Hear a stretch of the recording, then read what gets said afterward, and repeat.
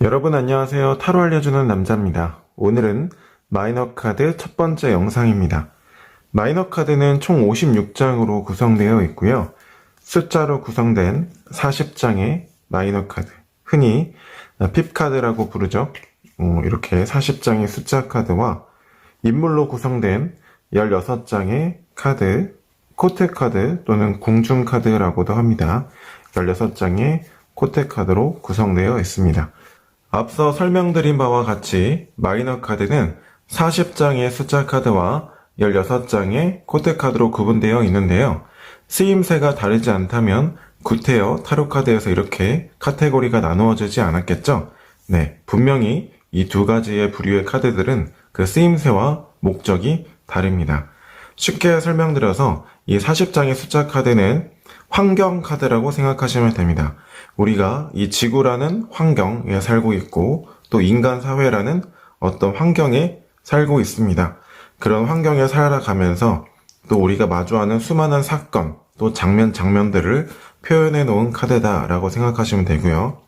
코트 카드는 인물 카드라고 생각하시면 됩니다. 인물은 인물인데 어떤 특정 사람의 면모라든지 태도, 입장처럼 어떤 사건에 영향을 미치는 어떤 한 사람의 특정한 모습이다. 이렇게 생각하시면 됩니다.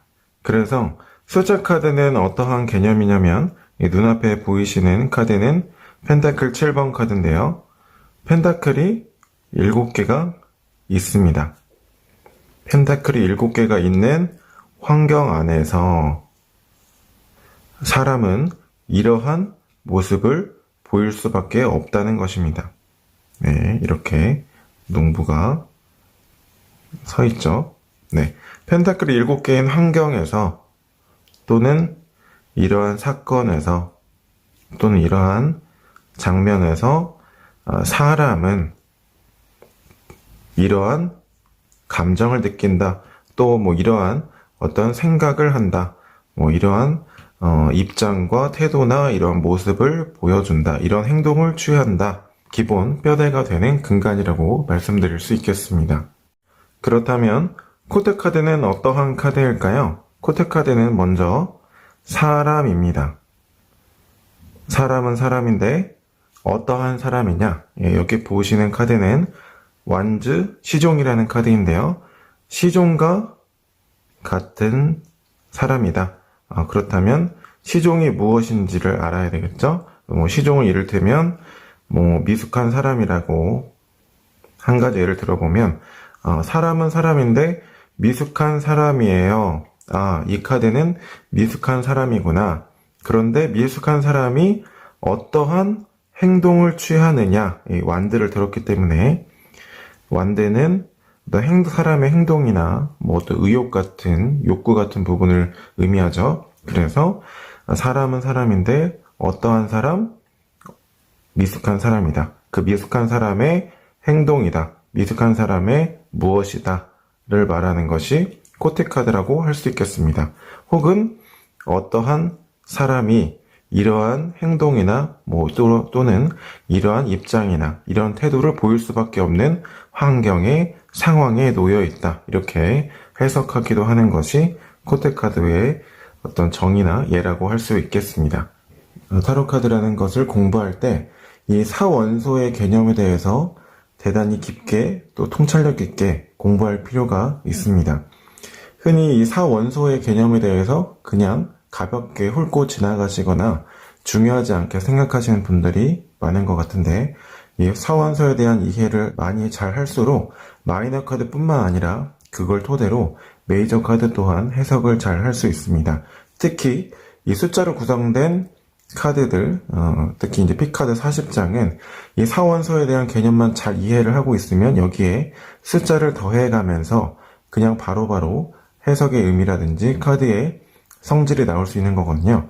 그래서 타로 카드의 공부량 중에서 또 가장 많은 포션을 주셔야 되는 부분이 이 사원소에 대한 개념에 대해서 공부하는 부분입니다. 마법사 카드를 공부하실 때 그 마법사 카드에서 보았던 그 1이라는 개념을 이 사원소 관점에서 바라본 게 이 마이너 에이스 카드다 이렇게 얘기를 하셔도 되고요. 동양 철학 중에서 그 사주역학의 지화풍수 목이라는 그 원소 개념이 있잖아요. 역시 타로 카드에서 마찬가지로 물, 불, 흙, 공기 또는 바람이라는 4원소가 있습니다. 그래서 마이너 카드는 이 세상이 4원소로 이루어져 있고 그에 따라 살아가면서 마주하게 되는 그 많은 군상이나 모습들이 표현되어 있는 카드다. 그게 숫자 P카드다. 이렇게 생각하시면 쉬울 수 있는데요. 그런데 왜 1번인데 에이스라고 표기가 되어 있을까 궁금하실 수 있을 것 같아요. 타로의 1이라는 거는 수비학적으로 창조의 개념이기 때문인데요. 창조라는 건 인간 역시 그 창조의 피조물이잖아요. 그래서 이 에이스라는 거는 사람이 만들었다기보다는 인간에게 주어진 개념이다. 구름 속에서 나오는 이 손들은 그 신의 손이라는 것을 의미하거든요. 즉 원소 입장에서는 인간에게 주어졌다. 또 인간의 입장에서는 생겼다라는 개념으로 이해하시면 되겠습니다. 먼저 완제입니다. 완제는 불의 속성인데요. 흔히 우리가 의욕이 불타오른다, 열정이 타오른다 이런 표현들을 쓰곤 합니다. 즉 어떠한 의욕이나 열정이 있을 때 사람의 행동으로 이어지는 거거든요. 즉 사람의 의욕이나 열정이나 또 그로 말미암아 이어지는 행동은 이 불의 속성과 닮아 있다고 생각한 거예요. 불이 적정 수준이면 어떠한 도구를 만드는 원소가 되지만 과하면 산불도 내고 집도 태워버리는 그런 존재가 되잖아요. 그렇다면 왜 이 완드라는 상징물로서 불을 표현한 것일까? 농경사회에서는 일을 하는 도구는 모두 다 나무로 만들었습니다. 물론 철이라는 금속 원소도 있었지만 고대 사회에서 철은 대단히 희소하고 전쟁 무기로 쓰거나 특정 계급만 향유하는 아주 희소한 가치였죠. 현대에서는 금속, 플라스틱, 고무 등 재료들이 많지만 옛날 그 농경 사회에서는 대부분 도구를 다 나무로 만들었습니다. 이 도구를 들고 서 있다는 것은 일과 같은 행동을 하기 위함이고 이는 사람의 의지가 뒷받침되어야 합니다. 따라서 사람의 의지라든지 그리고 행동으로 이어진다는 의미를 함축적으로 표현하기에 이 완드라는 상징물이 가장 효과적이었을 것이죠. 그렇다면 완즈 에이스는 어떠한 성질의 카드가 될까요? 이 완드 입장에서 생겨났다라는 것은 행동으로 옮겼을 때인 겁니다. 행동으로 옮겨지지 않았을 때는 그저 마음이나 생각에 가깝겠죠. 혹은 행동으로 옮길 만한 어떤 의지나 에너지가 있을 때를 말합니다. 이러한 완드가 생겨났다라는 것은 행동으로 옮길 만한 어떠한 기회가 주어졌다라는 말이 될 수도 있고 또는 등장하는 위치에 따라서는 그만큼 대상에 대한 강렬한 욕구를 나타낼 수도 있습니다. 그리고 사람의 입장에서는 실행에 옮긴다, 행동한다 라는 의미도 가능하겠죠. 하지만 이 불씨 하나가 생겨났다고 해서 이후에도 꾸준히 이어질지는 아직 알 수 없습니다.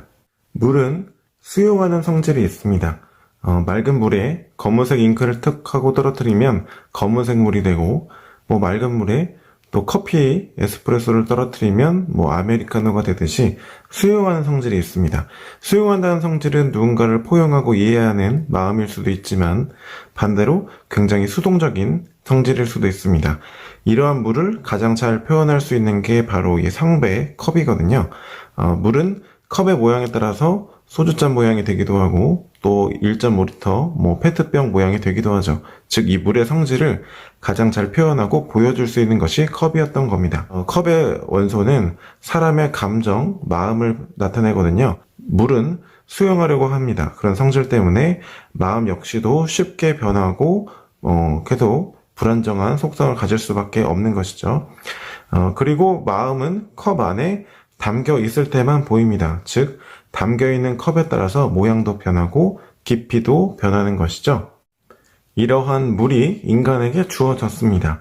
즉 컵 입장에서 생겨났다라는 것은 대상을 수용하고 싶은 어떠한 그 목적이 생긴다거나 혹은 대상을 수용하고 싶을 때 그러고 싶다는 마음이 창조되었다 이렇게 볼 수 있는데요. 쉽게 말해서 이러한 컵이 창조되었다는 것은 감정이 생겼다라는 것을 의미합니다. 반면 실행력은 없고 단순히 마음만 있는 상황일 수도 있고요. 그리고 또 그 이면에는 수동적인 입장일 수도 있습니다. 대상을 받아들이고 싶은 마음이라는 것은 뭐 애정적인 마음이라든지 뭐 포용하는 마음이라든지 이해하는 마음, 배려심, 관심 또는 뭐 제한 등일 수도 있고요. 반면 수동적인 성질이 강하기 때문에 기다리는 마음 또는 뭐 기다리는 모습일 수도 있습니다. 먼저 다가와 주길 바라는 그런 마음인 거죠. 표현한다는 것은 그 자체로는 적극적일 수는 있지만 나의 내면을 보여주고 선택을 기다리는 그러한 수동적인 상황일 수도 있는 것입니다. 나는 진심을 다했으니 어떠한 선택도 수용하겠다. 뭐 이런 자세일 수도 있는 거죠. 그 말은 상대방을 배려한다는 말과 같습니다. 내가 수용하고 싶은 상대, 뭐 호감 가는 사람이 나타났을 수도 있고 목표가 생겨난 상황일 수도 있습니다. 하지만 마음만 있고 실행에 옮기지 못한다면 말 그대로 단지 수동적인 모습이 될 수도 있습니다. 과거 농경사회에서 흙이라는 것은 노력의 결실, 산물, 결과를 얻을 수 있는 물질이자 현실이었습니다. 그래서 펜타클이라는 이 상징물은 물질을 의미하는 원소가 됩니다.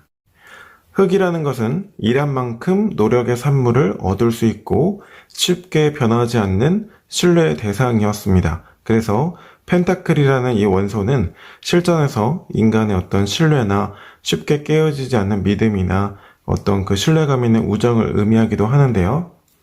이러한 펜타클, 물질이나 현실이 주어졌다, 또 창조되었다는 것은 즉 어떤 결과물이라든지 이익이나 성과가 생겨난 것을 말합니다. 반면 이러한 카드가 등장한 위치에 따라서 그러한 결과를 목표하고 있다, 바라고 있다 이런 거를 의미하는 것일 수도 있습니다. 그리고 목표가 현실화되었다는 것을 의미할 수도 있는데요. 더불어서 그 가치를 깨닫게 되었다. 알고 있다. 그 가치를 알고 있기 때문에 그런 목표를 얻고 싶은 거겠죠. 더불어 이런 물질적인 펜타클이 생겨났다는 말은 계산할 수 있다는 것이거든요. 그 가치를 매길 수 있다는 것이기 때문에 즉 어떠한 이해타산적인 의미를 뜻할 수도 있습니다. 그만큼 대상을 물질이나 현실적으로 바라보고 있는 것이죠. 펜타클은 물질입니다.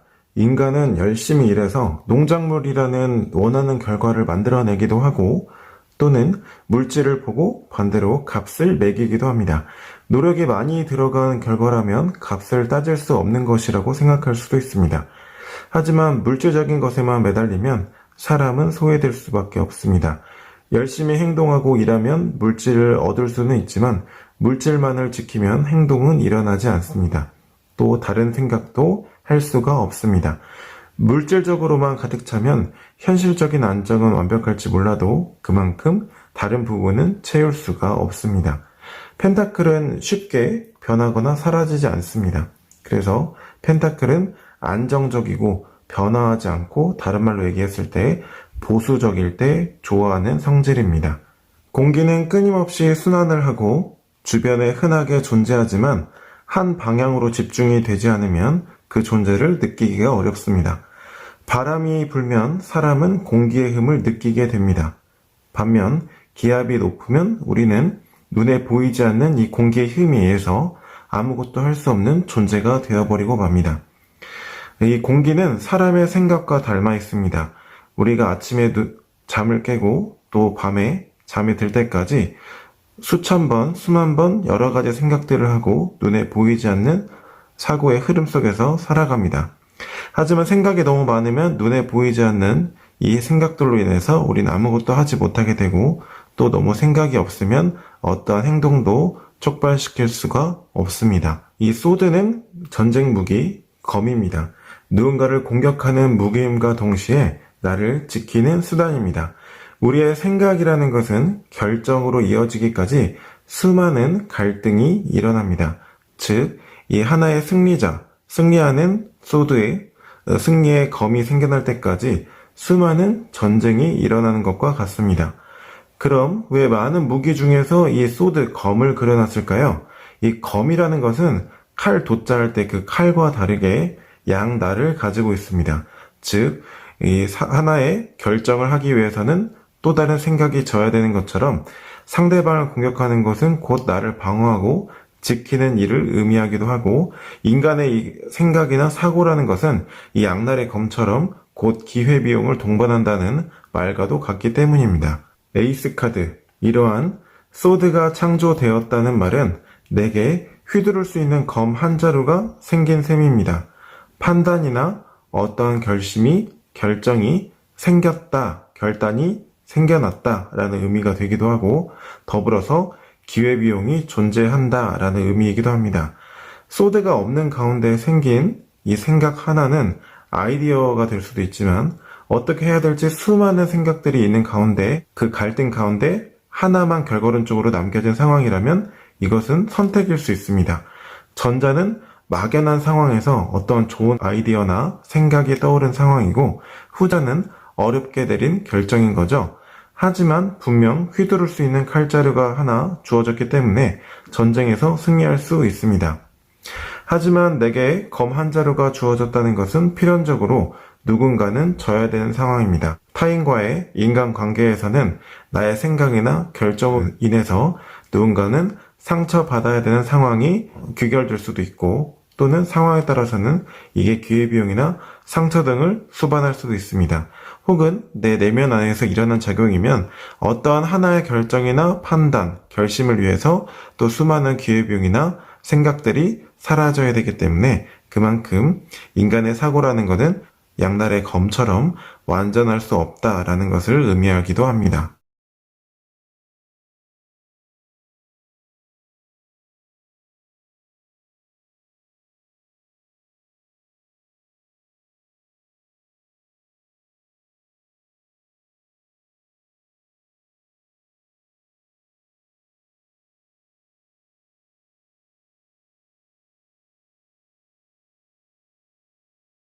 그렇다면 지금까지 배웠던 사원소를 한 가지 상황에 적용해서 연습을 해보도록 하겠습니다. 이를테면 사랑을 고백하는 남자 입장에서 컵은 여성분에 대한 호감, 즉 타인을 수용하고 싶은 마음이 발생한 사건, 마음을 열었다의 장면일 수 있습니다. 완즈는 여성분의 마음을 쟁취하고 싶은 적극적인 의지나 그로 촉발되는 어떤 행동, 고백하는 상황, 고백하는 행동일 수 있습니다. 매력적으로 보여진 이유, 이를테면 아름다운 긴 생머리가 대단히 남성분의 입장에서 매력적으로 보여졌다는 것은 펜타클일 수 있습니다. 더불어서 가장 매력이 높은 여성에게 대시를 해야겠다라고 생각하고 결정을 내린 것은 소드 에이스일 수 있습니다. 이렇게 같은 상황에서도 관점과 상황에 따라서 수많은 사원소들이 존재할 수 있습니다. 지금까지 마이너 카드 사원소의 개념과 에이스 카드에 대해서 살펴봤습니다. 이 사원소라는 개념은 마이너 카드뿐만 아니라 타로 카드를 공부함에 있어서 대단히 중요한 부분입니다.